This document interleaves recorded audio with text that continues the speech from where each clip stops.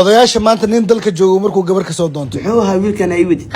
wiilkan ay iswadana guura ku heshiin waa isjecelnahay guur ah maxaa qabataan teena diganta adeer alxamra iska ay dalka wiligeena ma ka bixin ani waxa waaye gabadhaada inay isii sidaa raba ciyaar xamar gabadheeda ajnabiga ka tahay inaa la fadhiistaa khalad eh ka fogay bax guriga aab maxaa dhacay rabdirada maxay tahay qiimay adeer iigistag xariif America ka imaado markuu gabar ka soo doonto aabo wiilkan ay iswadana waa isfahanayna isguursanaa rabnaa hay soo dhawow Salam uncle, how you doing?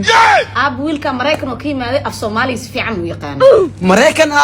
ma sha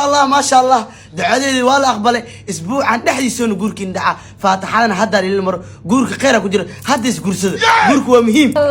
Thank you so much, uncle. This money is for you, and this gift is for you.